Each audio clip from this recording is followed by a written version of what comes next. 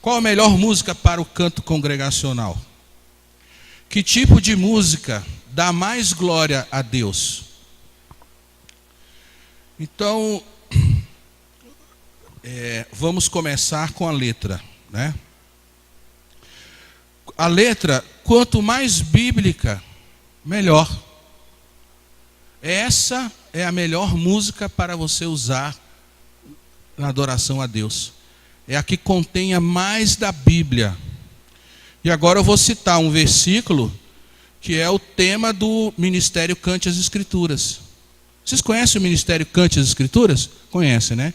Então, Salmo 119, 54 diz assim: os teus estatutos têm sido os meus cânticos no lugar das minhas peregrinações. É isso. O que a igreja deve cantar? A palavra. Então, a melhor música, veja, essa história que eles fazem, isso tudo é questão de gosto, e gosto não se discute. É mentira isso, é falso, é uma falácia. A gente tem condições, sim, de analisar o que é belo e o que não é. E a gente tem condições de muito mais ainda de analisar uma letra para ver se ela é bíblica. Uma letra bíblica, ela pode ser alguma parte literal do texto sagrado, ela pode conter um ensino doutrinário, algo sobre a pessoa do Senhor Deus, os seus feitos, os seus atributos. Ela pode trazer ensino sobre a obra de Cristo ou sobre qualquer aspecto da vida cristã. Então, a música na igreja, ela tem essa função primordial de ensino. Ensino. Se não for para isso, ela não está cumprindo a sua verdadeira missão. A música não é para fazer os crentes chegarem à presença de Deus. Ela não é para inspirar a congregação. Ela não é para amolecer o coração dos crentes. Ela não é para entretenimento. Ela não é para tocar as emoções. Ela, em primeiro lugar, é para a glória de Deus e para o ensino do povo. Então a música, a letra, tem que ter conteúdo bíblico. Segunda coisa sobre letra, ela deve ser cuidadosamente correta na teologia. Por isso que a Selma falou que o músico deve estudar teologia. O músico deve conhecer muito bem a Bíblia. Porque se a gente compuser uma música com teologia errada, a gente vai prejudicar muitas pessoas. A pessoa vai a vida inteira levar no coração um ensino errado, porque você fez uma música errada. Então pense nessas algumas músicas gospel, que são as verdadeiras aberrações doutrinárias. Pense no mal que essas coisas fazem.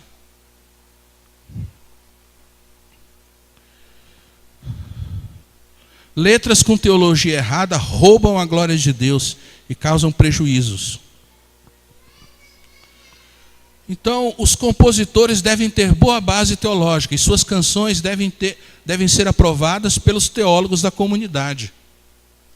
Submeta, como a Selma disse, parece que está falhando aqui, né?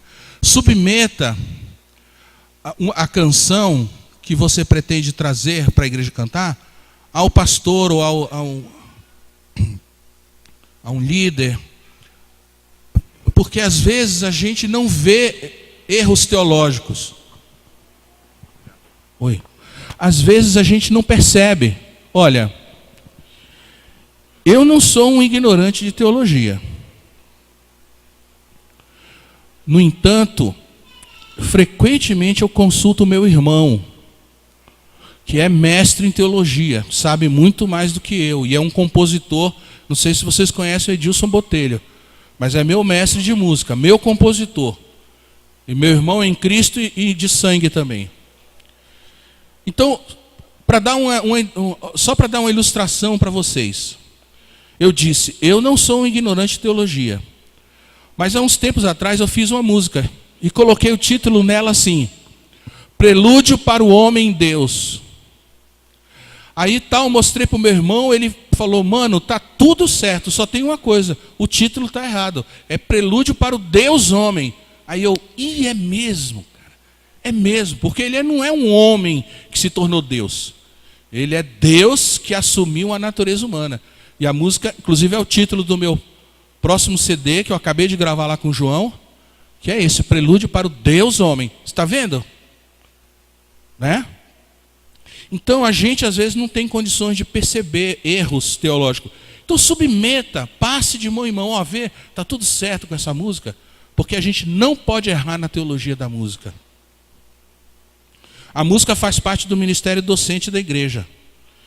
Então ela deve ter unidade com o padrão doutrinário da igreja. É o que acontece na maioria das comunidades. Às vezes a comunidade é uma comunidade bíblica, que ensina a Bíblia, mas o grupo de louvor está cantando música gospel, está cantando uma mensagem que é contra o que está sendo ensinado na pregação. Isso é uma esquizofrenia injustificável, não é? Então a gente tem que ser cuidadoso com isso. Terceiro aspecto da questão da letra: ela deve ter boa poesia, com alguma originalidade e correção gramatical. Isso é muito importante. Muito importante. A gente em Cristo é chamado para crescer sempre nele, em todos os sentidos. Então a igreja, na igreja de Deus, a igreja de Deus deve refletir a melhor cultura. A gente deve ter sempre as melhores coisas aqui.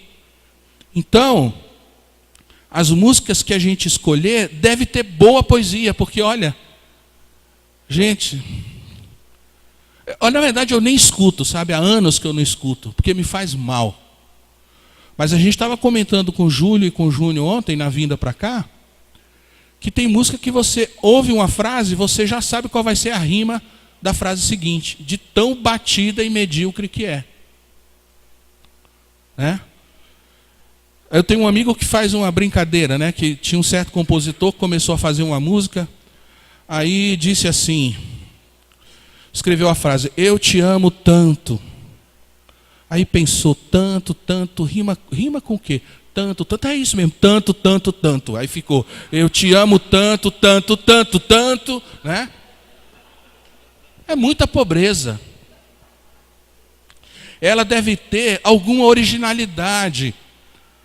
A gente deve falar das coisas da palavra de uma maneira atraente, de uma maneira diferente. Não ficar sempre batendo na mesma tecla, Jesus, cruz, luz. Não, a gente deve procurar uma originalidade e correção gramatical. Olha, tem alguma... A gente, praticamente cada semana, a Selma e eu, a gente está numa igreja. E a gente ouve, né, os grupos de louvor. A gente ouve. Mas eu fico tão chateado quando eu vejo tantos erros gramaticais nas letras. Mas é porque é assim, muitas delas são traduzidas. E aí o cara tem que ficar correndo atrás da melodia, aí ele faz qualquer coisa na tradução, né? Mas não pode. Até isso a gente tem que ter cuidado. Por quê? Porque Cristo é digno. Cristo é digno do melhor. E se a gente possui uma língua belíssima como a gente possui, por que a gente vai ficar num português rasinho se a gente pode ter um português bonito? Por que o melhor português vai ser usado só pelos juízes, só pelo... Bem, eu não posso nem dizer Senado, né? Porque também os discursos do Senado e da Câmara são lamentáveis. Hã? Vou pular, pronto. Então, Cristo é digno do melhor. Uma letra que só contenha lugares comuns, rimas pobres, gastas, erros de português, se torna uma barreira para a adoração. Porque quem é mais culto, quem conhece a língua, e o crente deve ser o mais culto da sua comunidade, A gente deve ser os melhores profissionais, a gente deve ser os melhores estudantes, os melhores profissionais do nosso trabalho. Por quê? Porque Cristo é digno. E a nossa vida é para Cristo. Tudo que a gente faz é para a glória de Deus. Então a excelência no viver é uma obrigação do crente. Muito bem, vamos falar da melodia agora. O que a gente pode falar da melodia? A melodia é um veículo da letra. Ela carrega a mensagem que a letra transmite. Logo, ela é de tremenda importância. Você não serve uma iguaria para alguém numa bandeja suja.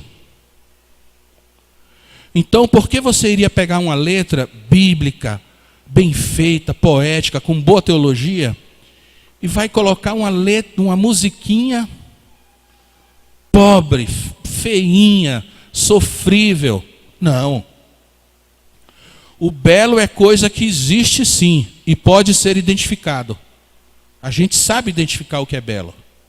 Quem relativiza o belo diz assim que gosto não se discute, né? Geralmente essa pessoa tem pouco potencial artístico e pouca cultura. Então vamos ver algumas características de uma boa música para adoração na questão da melodia. A melodia tem que combinar com a letra. A melodia tem que combinar com a letra. Isso parece óbvio, mas na prática não é tão óbvio. Às vezes a letra fala dos sofrimentos de Cristo e a melodia é irresponsavelmente ritmada. Como é que a gente vai falar dos sofrimentos de Cristo com uma melodia agitada, ritmada? Não tem sentido. Outras vezes fala-se do poder e da glória de Deus com melodias arrastadas, em tons menores. A melodia tem que levar a mensagem, ela tem que combinar com a letra. Combinar perfeitamente com a letra.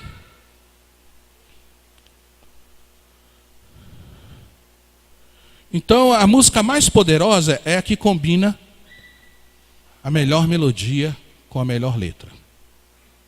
Segundo, sobre melodia. Uma melodia para adoração cristã deve conter originalidade. Aí é que está. Vocês já perceberam, por exemplo, que a música gospel é sempre o mais do mesmo?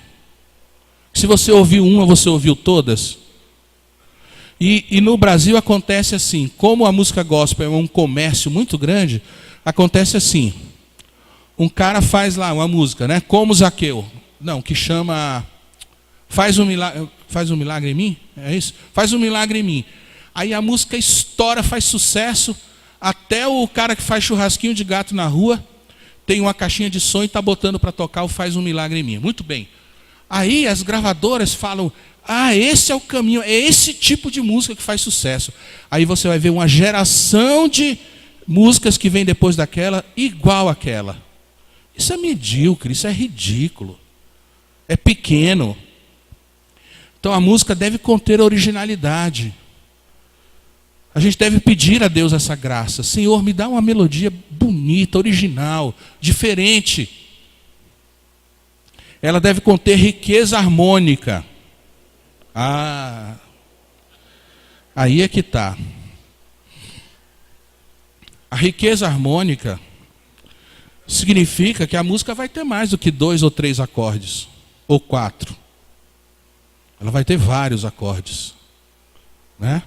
Para você fazer uma música. Claro, não é só assim. Com 2, 3 acordes você pode fazer uma melodia muito bonita, mas geralmente, para você ter uma riqueza harmônica em melodia, você tem que usar vários acordes, várias inversões. E aí, os músicos falam para mim assim, Estênio, as suas músicas são legalzinhas, mas impossível de cantar na igreja. Como assim? Tudo bem, eu reconheço que talvez não dê para você cantar todas as músicas que estão no meu CD com a igreja.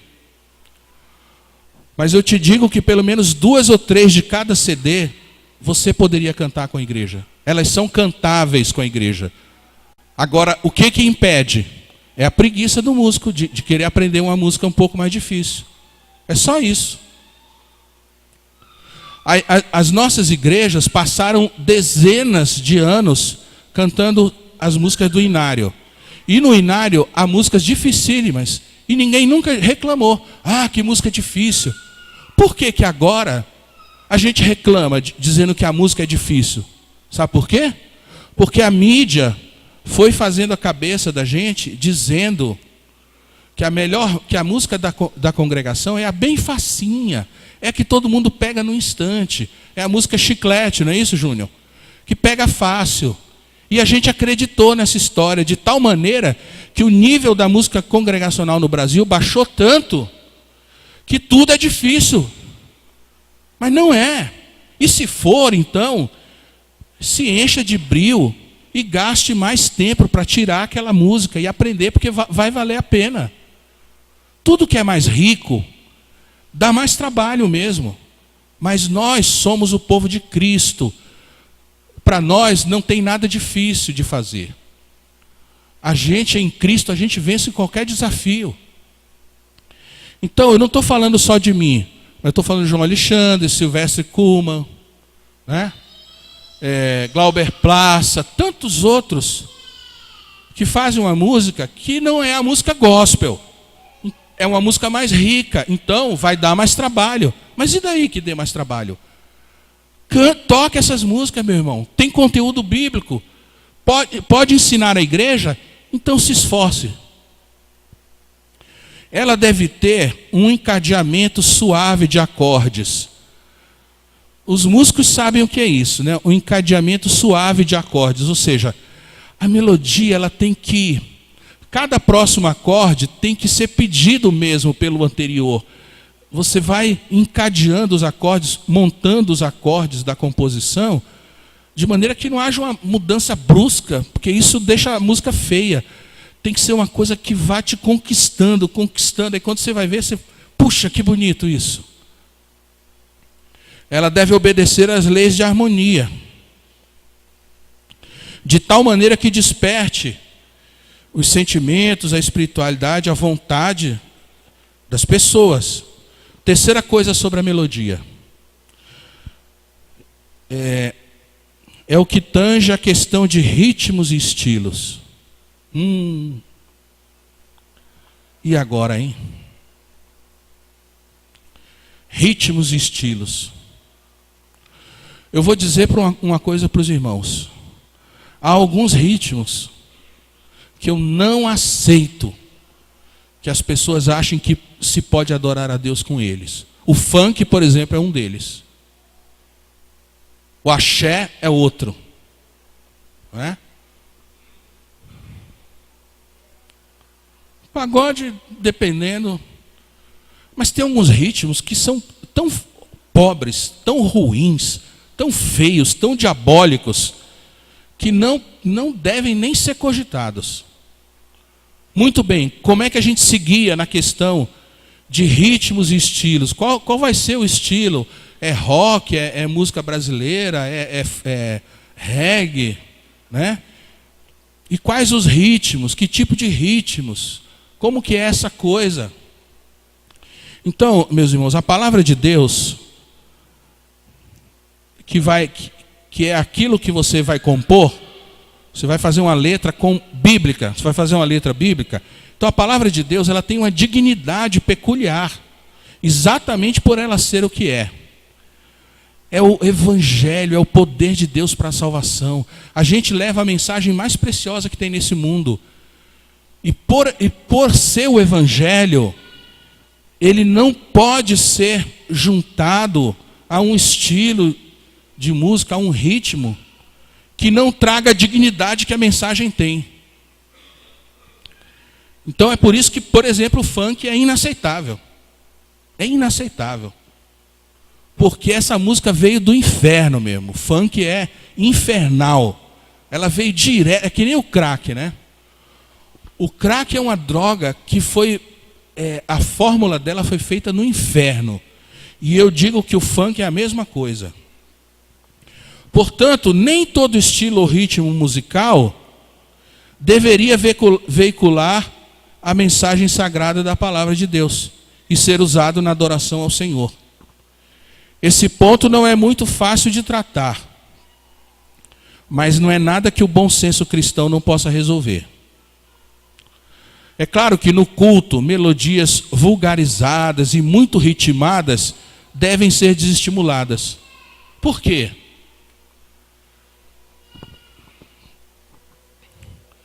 A gente pode fazer uma música de adoração no ritmo do sambão? Pode. Só que nós ainda estamos na carne. E a gente tem ainda pecado residual que habita no nosso corpo. De maneira que nós não somos anjos, nós não somos santos, totalmente santos. E a carne, ela tem um apelo muito grande na gente. Então, por exemplo, eu tenho uma música em ritmo de forró, não é forró, é shot, né? É um shot. E às vezes eu toco aí, eu vejo, a pessoa já começa a fazer os passinhos do shot, né? Acontece que a adoração a Deus, ela é uma coisa inteligente, o Senhor nosso Deus é Espírito. Eu vou falar disso à noite e amanhã, de manhã e à noite. O Senhor nosso Deus é Espírito. E a gente tem que saber que a adoração cristã, ela é muito mais intelectual do que física. Ela é muito mais uma coisa de entendimento do que de sentimento. É claro que nós também somos sentimento, claro. Claro que não existe nada de mal no corpo em si. Não existe nada de mal no corpo em si, mas ritmos muito ritmados, estilos muito ritmados, vai fazer as meninas começarem a dançar e se requebrar na igreja. E não é isso que a gente quer. Não é isso que a gente tem que fazer na adoração. Faça na sua casa. Dance, morra de dançar na sua casa. Mas aqui, quando o povo de Deus se reúne para adorá-lo, não é o lugar, né? E outra coisa, tem pessoas mais velhas que são ofendidas com ritmos muito rápidos, com estilos musicais um pouco agressivos. Você tem que considerar os seus irmãos também, né? Então, se você vai tocar um rock, tudo bem, mas toque um rock melódico, uma coisa mais, né, mais contida. O amor cristão leva a gente a isso. Não é difícil. Porque com bom senso cristão e amor no coração, a gente consegue isso. Então, o nosso objetivo não é fazer as pessoas tirarem o pé do chão, mas é fazer as pessoas ficarem com o pé no chão e com a cabeça no céu, né? Olhando para Cristo, entendendo o Evangelho, obtendo conhecimento de Deus na hora do culto, adorando, colocando diante de Deus também a nossa adoração inteligente, em espírito e em verdade, diante do Senhor Deus. O culto cristão, ele tem um caráter de intelectualidade, serenidade, contrição e reverência. Sim, também é alegre, mas é uma alegria sóbria que não descamba em atitudes físicas extravagantes. Claro, nós somos o povo mais feliz da terra. O nosso culto vai ser reverente, sereno, intelectual, sim, mas vai ser alegre também, claro. Mas uma coisa é a alegria cristã que o Espírito produz em nós. E a outra coisa é aquelas coisas de manifestações físicas que, a meu ver, não servem para nada. Aliás, elas podem até prejudicar alguma pessoa que esteja ali, que esteja se escandalizando. Com você pulando aqui, ou correndo de um lado para o outro, ou dançando, ou sei lá, subindo na cadeira. Não é assim. O culto cristão, ele é... Veja, o Senhor Deus deixou o conhecimento dele para a gente num livro. Não foi com a peça de teatro, não foi com dramatização, não foi nem com música, né? Ele não deixou um DVD. O Senhor deixou um livro com palavras que tem um significado só. Pode até ser aplicado de maneiras diferentes, mas a Bíblia, a gente pode entender a Bíblia, ela é totalmente inteligível, porque o Senhor Deus deixou um livro para que nós o conhecêssemos. Então, o culto cristão tem essa beleza. A gente não é um bando de maluco que está aqui se entregando a emoções, se entregando a um ritmo que está agitando você. Não. A gente está com a mente e o coração em Cristo, ligado em cada palavra que está acontecendo no culto, na presença de Deus. E Deus vai falando com a gente, e a gente vai falando com Ele. Isso é que é adoração. O culto pagão é que é caracterizado por expressões e movimentos corporais. Pode ver lá o culto lá de Elias e os profetas de Baal. Veja lá o culto dos profetas de Baal. Aquilo era que era sensacional, hein? As roupas deles deviam ser umas coisas lindas. E aqueles 800 profetas ali dançando e se lacerando com facas, e o sangue deles correndo pelas roupas, e eles gritando: Baal, Baal, atende-nos. E aquela dança devia ser um espetáculo e tanto, mas o fogo não descia, porque não é o espetacular de um culto que vai convencer a Deus para mandar fogo. E Elias, com toda aquela simplicidade, foi lá ajeitando as coisas no altar, reconstruindo o altar do Senhor que estava destruído, foi reconstruindo, pôs a lenha, ajeitou tudo, fez toda a parte dele bonitinha, e falou: joga água aqui, para vocês verem que não é gambiarra o que vai acontecer. Pode jogar água, enche esse sacrifício de água. E encheu. Senhor, manda fogo. O fogo vem e leva tudo, pedra, ovelha, lenha, a terra, né? E fica só o cheiro de queimado. É isso. Às vezes o fogo ele vem muito mais por um quebrantamento, uma contrição, uma adoração inteligente do que pelo espetaculoso. Mas há sempre esse elemento de espetáculo no culto pagão. Encerrando, sugestões práticas. Sugestões práticas para a gente passar as perguntas. Sugestões práticas. Nunca perder de vista que a melhor canção é a que contém mais elementos que podem dar glória somente a Deus. A música que for mais propícia para a glória de Deus, essa é a melhor, cante ela.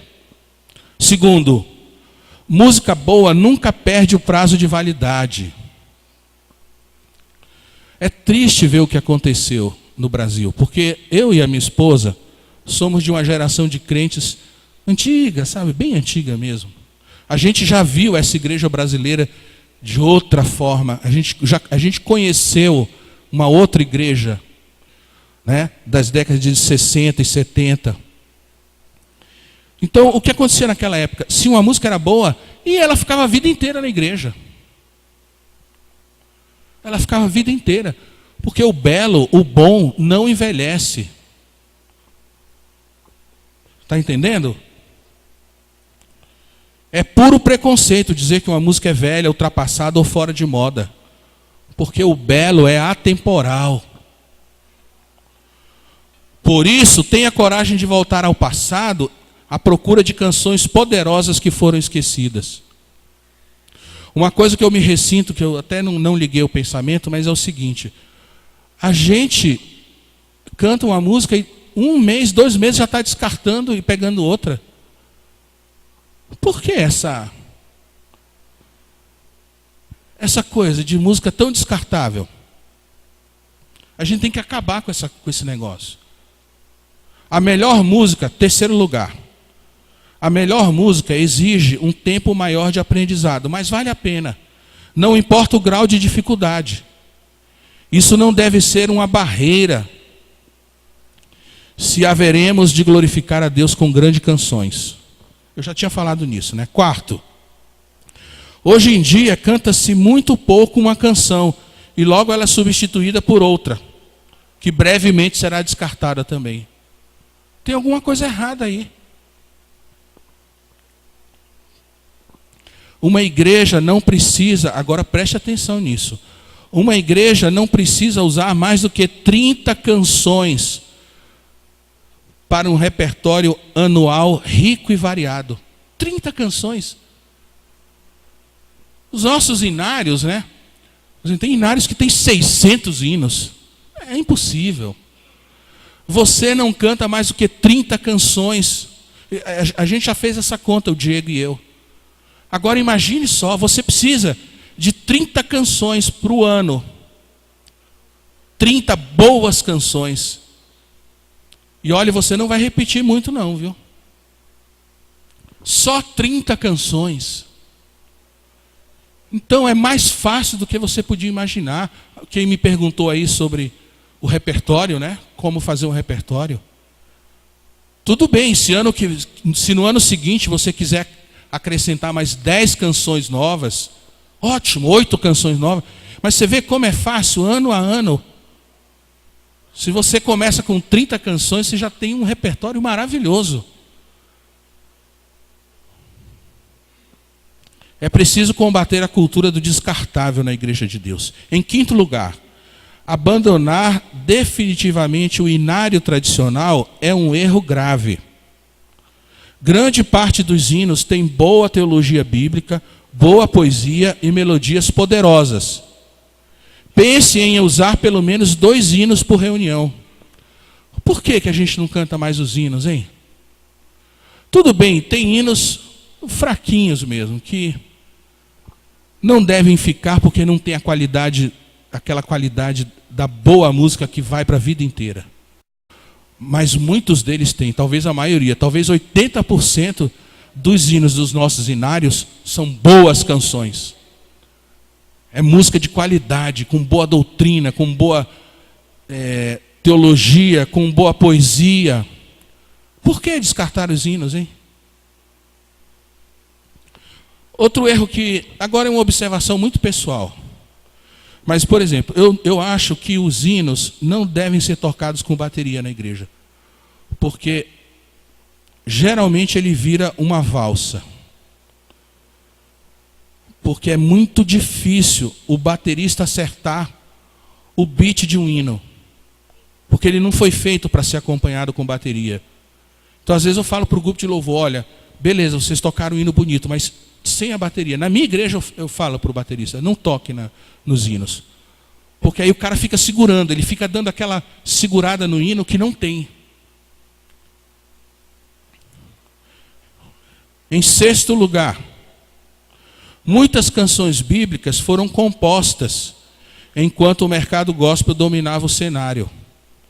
Claro que você não as ouvirá na mídia, mas graças a Deus a internet é mais democrática. Então, você quer ouvir música boa? Seja um garimpeiro, vá para a internet. A facilidade é que, se você acha um compositor, e você gosta dele, automaticamente os links vão te levando para compositores naquele mesmo estilo. Não é tão difícil. Quem quiser procurar por canções de qualidade ficará surpreso ao encontrar um universo até então desconhecido. Meus irmãos, vocês não fazem ideia de como tem música boa para ser cantada na igreja. Como tem compositores espalhados por esse Brasil, do qual você nunca vai ouvir falar, que compõem muito bem. Então, há músicas boas? Há, e muitas, mas não vai tocar na rádio. Você tem que ser um garimpeiro. Vá procurar, que você vai achar e vai ser bem recompensado. Conclusão. A glória de Cristo é o mais importante no culto cristão. Por isso não se há de medir esforços para que as canções a Ele oferecidas sejam o melhor do melhor do melhor. Porque Cristo é digno, é belo. Ele mata a sede da alma, é Ele que dá sentido a cada momento da nossa vida. Ele é o dono de toda a beleza, Ele é a inspiração de tudo que é belo. Ele é o maior poeta de todos. O Senhor Deus encheu esse universo de beleza para mostrar para a gente que Ele gosta de coisas bonitas. Aliás, o templo, o tabernáculo e o templo no Velho Testamento eram umas coisas muito bonitas, né? Cheia de detalhezinhos, que Deus fez questão de passar para Moisés, detalhes.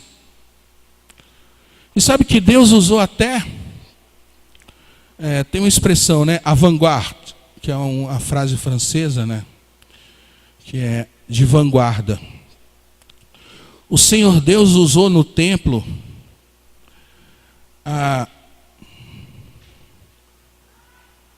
esqueci o nome da fruta.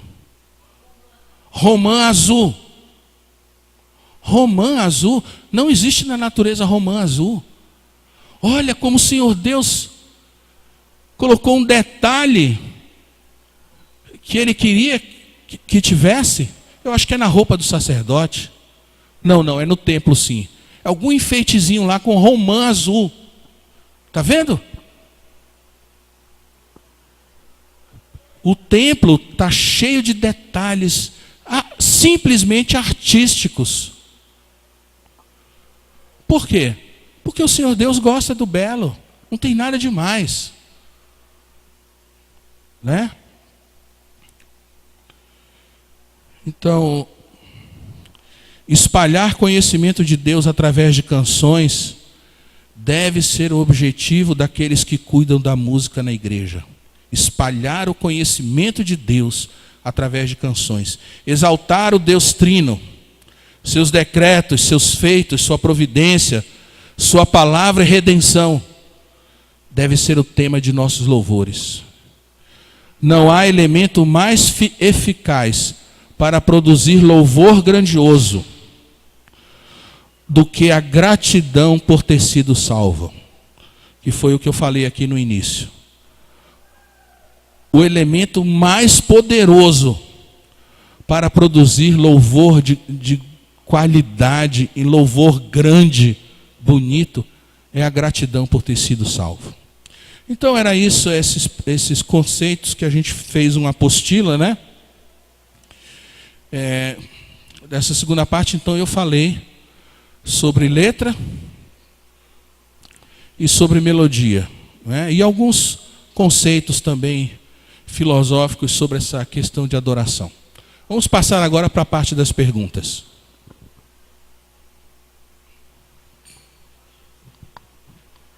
Stênio, eu acho que não é nenhuma pergunta, eu acho que eu vou responder uma pergunta que tu fez aí. Porque você falou assim, por que essa cultura de músicas descartáveis, né? Eu acredito que isso é um fruto da má qualidade da música. Tá entendendo? A gente aqui, mesmo nós aqui que temos essa preocupação de executarmos boas músicas, muito assim, ou quase na totalidade das preocupações que você elencou, nós temos nas músicas do que a gente executa na igreja. Todavia, às vezes, a gente às vezes fica procurando música porque a gente se cansa de tocar a mesma coisa. Eu digo talvez a gente entre naquela música quadrada que não tem muita coisa que fazer nela, e mesmo que a gente consiga montar alguns arranjos diferentes, mas ela se torna enfadonha.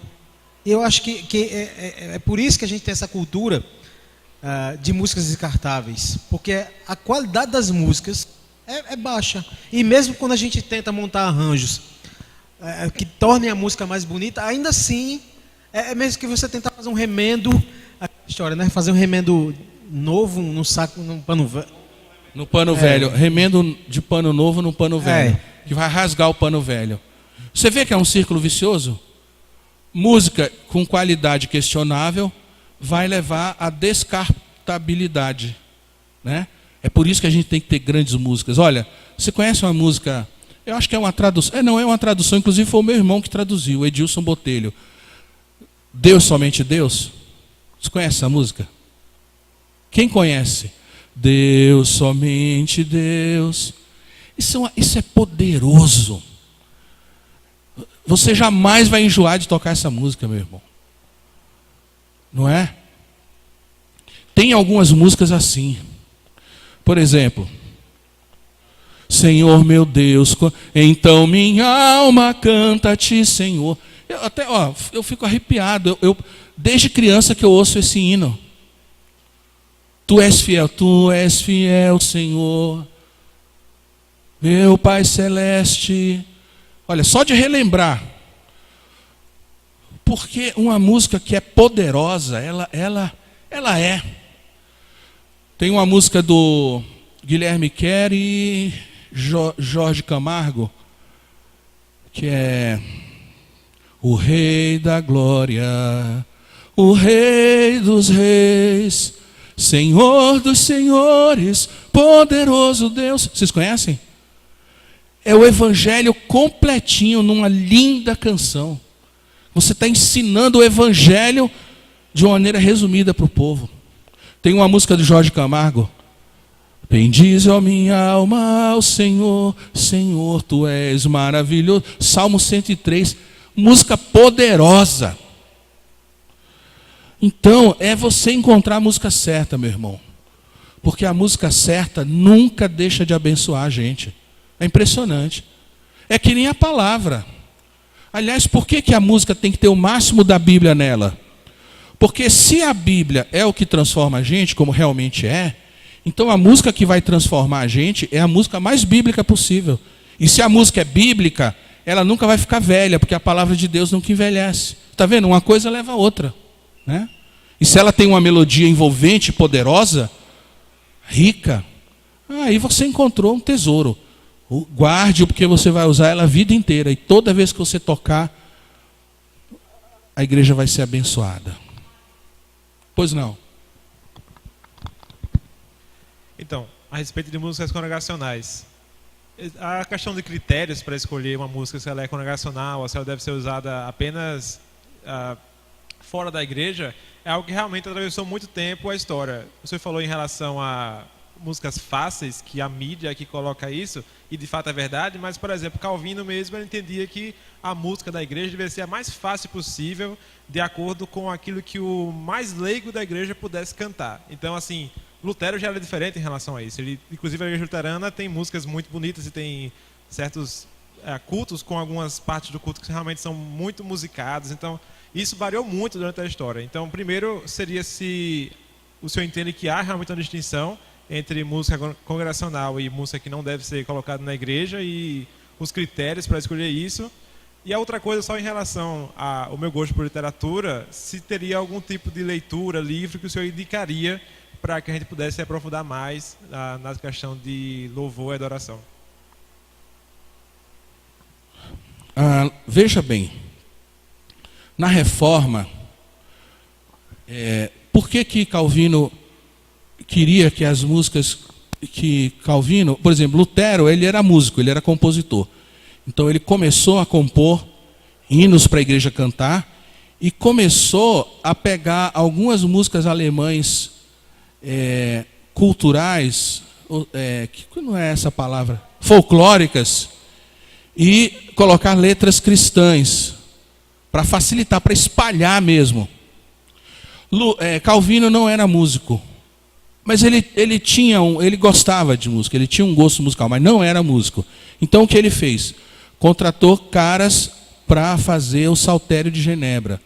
O Saltério de Genebra são os 150 salmos da Bíblia, metrificados e musicados para a igreja cantar. E os salmos foi o inário da igreja até meados do século XIX. Depois de meados do século XIX, que começaram a entrar os hinos. Mas antes disso, as igrejas só cantavam os salmos. Bem, por que Calvino fez isso? Porque, na época da Reforma, a igreja nem cantava. Quem cantava era só os monges. O canto gregoriano, não tinha canto congregacional. A Reforma foi um negócio tão poderoso, tão inovador, que a música saiu dos monges e foi para a congregação. A congregação começou a cantar. Então não havia uma cultura musical de canto congregacional. Então Calvino quis que a música fosse a mais simples possível para o povo poder aprender a Bíblia, que eram os salmos musicados. Eu acho que ele agiu certo. Mas a gente aqui na nossa época, né, a gente vive num país extremamente musical. A música, toda igreja tem música, enfim. A gente não precisa desse, eu acho, né, que a gente hoje não precisa usar o mesmo conceito de Calvino, porque a igreja já sabe cantar, a igreja vem cantando o inário aí há décadas e décadas. Já não é mais uma igreja que começou a cantar agora, nunca cantou antes. Não, a gente tem cultura musical, a gente tem tradição, né?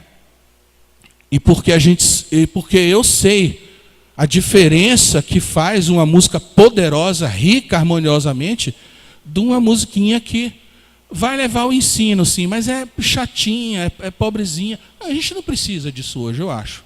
Quanto aos livros, você fala livros que falem sobre adoração e louvor? Eu não conheço. Eu sei que tem, porque há bastante livros que falam sobre louvor e adoração, mas eu não sei te dizer, meu irmão. Não sei te dizer.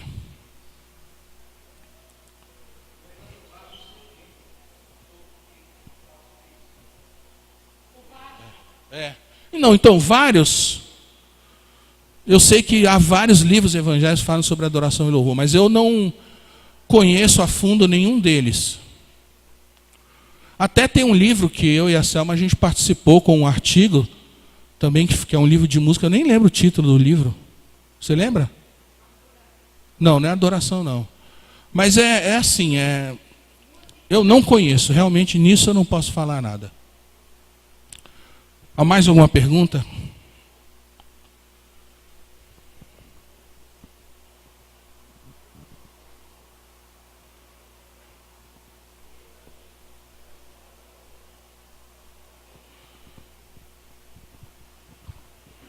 Ninguém pergunta, eu vou perguntar, né?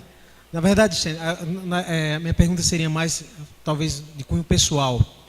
A sua formação musical, suas referências, quais são?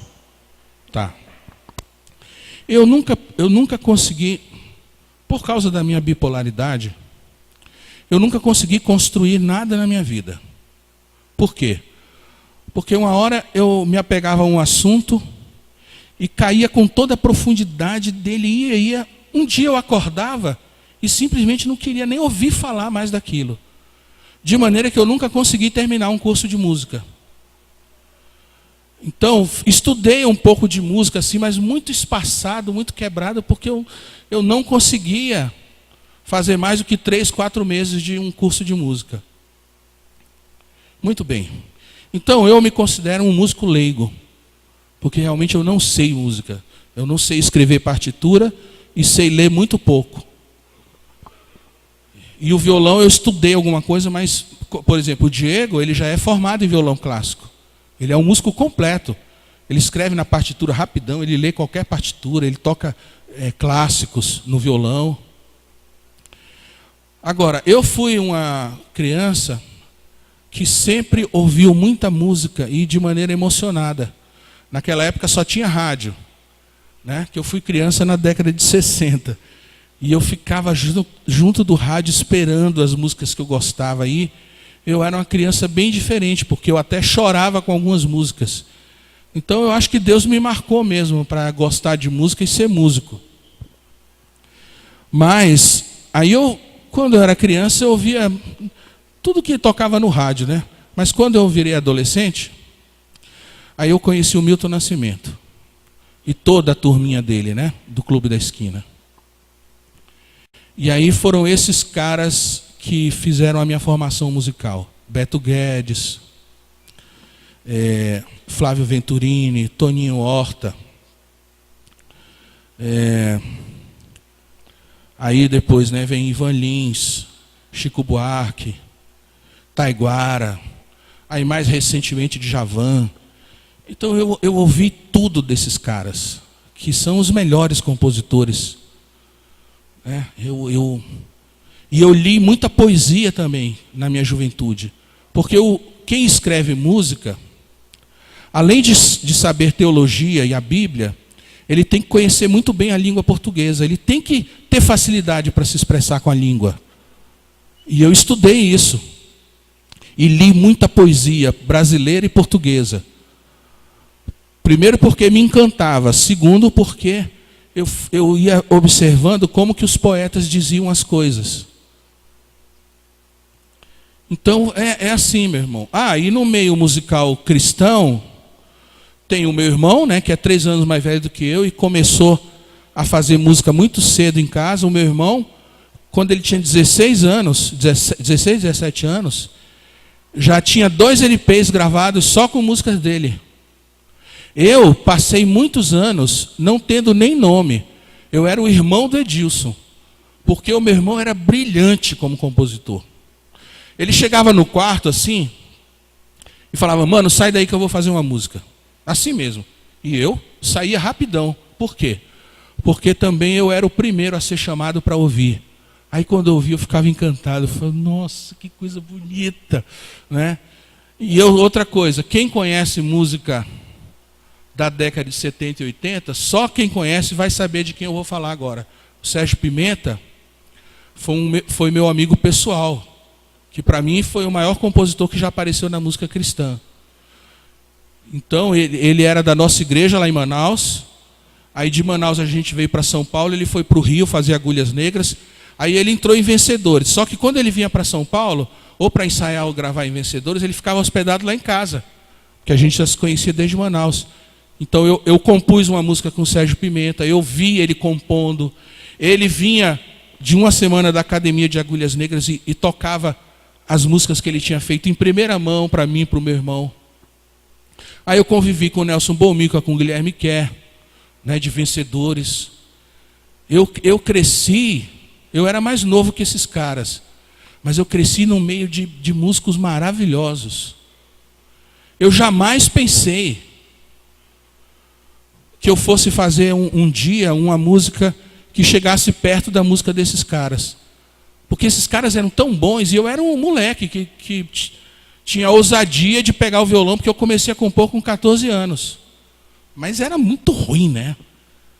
Sei lá, eu tive que fazer umas 60 músicas para fazer uma boa depois de fazer 60. E eu vivia no meio de feras musicais. Como foi que eu consegui vencer a minha mediocridade e começar a fazer música boa? Não sei, foi Deus. Mas eu sei de uma coisa. O Sérgio Pimenta não conheceu muito do meu trabalho porque ele morreu com 32 anos. Agora, o outro cara de quem eu era fã número 1 era o Aristeu Piri Júnior. E eu via as músicas dele em 76, 77, aí eu falava: caramba, mas isso é muito bonito. Será que um dia eu vou fazer uma música assim? Aí, quando foi há 6 anos atrás, eu me encontrei pela primeira vez com o Aristeu. Aí a gente estava numa roda de violão, aí o violão chegou para mim, eu toquei o tapeceiro. Aí quando eu olhei, o Aristeu estava chorando. Não é? Quer dizer, o cara, eu até fico arrepiado de lembrar. O cara que eu mais admirava, de repente estava na minha frente, se debulhando em lágrimas, ouvindo uma música minha. Aí eu falei para ele: mano, você não faz ideia do quanto de você tem nas canções que eu faço. E assim, Deus é bom, né? Deus é muito bom, gente. Então a minha trajetória musical... outra coisa interessante que aconteceu comigo foi assim. Eu não sei, mas eu acho que Deus quis que fosse assim, né? Eu só fui conseguir gravar meu primeiro CD com 38 anos. Por causa disso também, a minha bipolaridade e depressão, é assim, eu construía uma coisa e um belo dia eu ia lá e destruía tudo. Então, nem gravar CD eu conseguia. Tinha muita gente que gravava música minha, mas eu nunca tinha feito um CD meu. Com 38 anos eu consegui, por misericórdia de um dono de um estúdio que ouviu minhas músicas, falou: não, venha fazer um CD aqui. Eu vou fazer o CD gratuitamente para você. Só que eu já tinha mais de 300 músicas quando eu fui gravar o primeiro CD, né? Então eu gravei até hoje 6 CDs, imagina quantas músicas inéditas eu tenho. E eu continuo ainda compondo com uma certa frequência. Então a minha vida foi toda estranha, cara. 38 anos não é a idade para começar alguma coisa, mas foi quando eu gravei o meu primeiro CD. Né? Deus sabe o que faz. Eu possivelmente, quando eu tinha 17 anos, eu fui na maior gravadora evangélica que existia, que era a gravadora Bom Pastor, mostrar minhas músicas. Já tinha algumas músicas boas.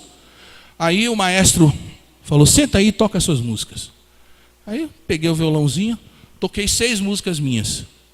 Ele falou, cara, as suas músicas são muito boas, mas não vende. Falou assim mesmo, para um garoto de 17 anos. São muito boas, mas não vende. Então eu sempre soube que eu não seria um sucesso, que eu não teria vez. Né? Mas aquilo foi um cuidado de Deus comigo. Porque se eu tivesse sido aceito nessa gravadora com 17 anos, o que seria de mim hoje? Talvez eu fosse um grande babaca aí. Astro gospel, sei lá o quê. Então, graças a Deus que o meio gospel não me quis. Por quê? Porque aí eu fiquei sempre à margem, né? E fazendo música. Então, aí depois, né, que eu já tinha gravado, sei lá, 2, 3 CDs, até algumas gravadoras me procuraram, mas eu nem recebo mais. Eu não quero nem diálogo, porque é um mundo de mamon. Sabe o que eles fazem? Esse DVD que a gente fez de criança é muito legal, sabe? É muito legal mesmo. Então, uma certa gravadora teve acesso a esse material e veio nos procurar porque queria assumir esse material, queria distribuir. Né? Porque música para criança é difícil de achar e trabalho bom é mais difícil ainda. Aí eles vieram fazer as propostas para a gente, todas elas indecentes. Mas o que eles diziam para a gente? Nós vamos fazer vocês acontecerem. Aí eu, hã? E como é que vocês pretendem fazer isso? É como a gente faz sempre. A gente pega, quando a gente um trabalho que a gente quer divulgar, a gente procura os ministros de música de algumas igrejas chaves e entrega o CD e fala para eles começarem a cantar com a igreja. Claro que a gente dá um jabá para eles, né? Olha isso. Olha como é o negócio aí. As gravadoras procuram ministros de músicas dessas mega igrejas, dão grana para os caras pregarem aquela música, ensinar para a igreja e dar certo. Olha como é. Então a gente não... Olha, de vez em quando ligam a televisão lá, para querer me chamar. Eu falo, não vou. Não, mas vocês vão aparecer em tais e tais programas, em tais e tais horários nobres. Eu falo, e daí? Eu não quero. Não, mas você não está entendendo. Você conhece a nossa emissora, você sabe o alcance que tem? Sei, mas não quero. Aliás, não sou nem eu que falo isso. É a minha esposa, porque é ela que atende os contatos. Ela fala, não quero saber. Os caras falam, esse cara é doido, né? Mas não, eu vou juntar o meu nome a uma mega emissora dessa, com cujo trabalho eu não concordo, né? Que são essas igrejas que têm emissoras de televisão, eu não concordo com a teologia de nenhuma delas. Aí eu vou lá cantar, quer dizer, se eu vou cantar lá, o que eu vou estar dizendo? Que eu aprovo o que eles fazem. Mas pode pensar em milhões para me dar para eu ir me juntar a essas pessoas que eu não vou. Não tem dinheiro nesse mundo que vá comprar a minha lealdade a Cristo. Eu não vou me misturar com essas pessoas. E sabe o que Deus faz, irmãos? Na nossa simplicidade, no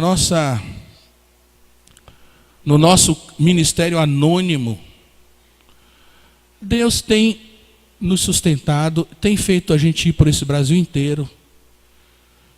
E muitos irmãos têm testemunhado que foram abençoados com as canções ou com alguma pregação da gente. Então, a Selma e eu, a gente está exatamente no lugar que a gente quer estar. Por quê? Porque a gente está na vontade de Deus. E isso é plenamente satisfatório. A gente não quer, a gente não tem um pingo de vontade de ser famoso. A gente não tem um pingo de vontade de ganhar rios de dinheiro com isso, porque não é essa a vontade de Deus. Difícil, eu acho que não há um músico no Brasil mais feliz e satisfeito do que eu e a minha esposa. Mesmo que a gente seja desconhecido. Mas e daí? A gente não é desconhecido de Cristo? Cristo nos conhece muito bem. Isso é satisfatório, irmãos. Isso desmonta todo esquema de misturar ministério com comércio. É claro que a gente precisa viver e pagar conta. Então a gente pede uma oferta para a igreja, a gente vende os CDs, mas isso aí é totalmente diferente do que o cara cobrar 40, 50, 80 mil reais para vir cantar na sua igreja, né? E ficar como um astro aqui pulando, né? Movimentando a galera. Isso para mim não é de Deus. Isso é do homem. Se é que não é do capeta, né? Mas a simplicidade no Senhor é plenamente satisfatória. A gente se sente bem, realizado. Olha, não existe coisa melhor do que você ser bênção na vida de um irmão. Quem somos eu e a minha esposa para que Deus nos use para a gente ser bênção? Olha, essa semana mesma, uma moça que há anos atrás, num acampamento, conheceu a gente, começou a ouvir as nossas músicas, disse que estava noiva de um ateu,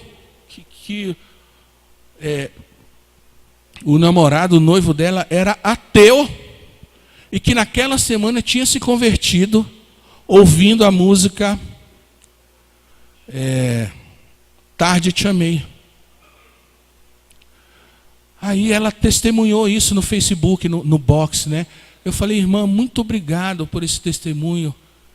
Você me ajudou muito, Deus te abençoe. Aí eu falei, Senhor, é claro que eu sei, irmãos, que Deus já devia estar agindo naquele coração, o Espírito agindo, né?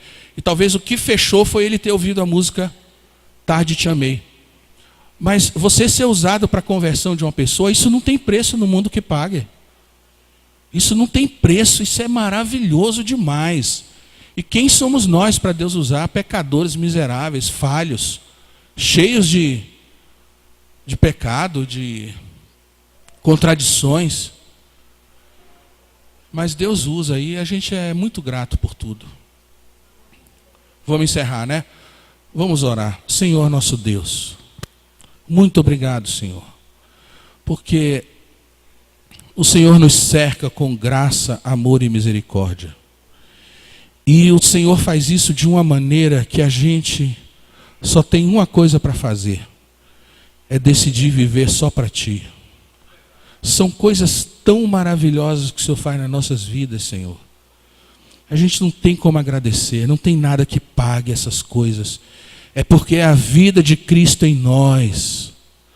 É o Espírito Santo vivendo em nós que nos dá essa qualidade de vida divina, celestial.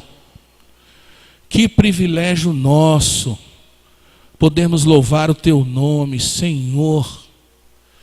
Nós que tanto pecamos contra Ti, que nascemos mortos em delitos e pecados, que desafiamos a Tua santidade de tantas maneiras, mesmo assim o Senhor nos suportou, aguentou os nossos ultrajes e nos chamou em Cristo Jesus e nos salvou. Muito obrigado, Senhor. É muito precioso mesmo. Abençoa esse seminário que a gente disse hoje à tarde, que seja útil para os irmãos. E aquilo que a gente, porventura, tenha dito, que não é da Tua vontade, que seja esquecido. E que acima de tudo e por tudo, Cristo seja sempre glorificado. E é em nome dele que nós oramos. Amém.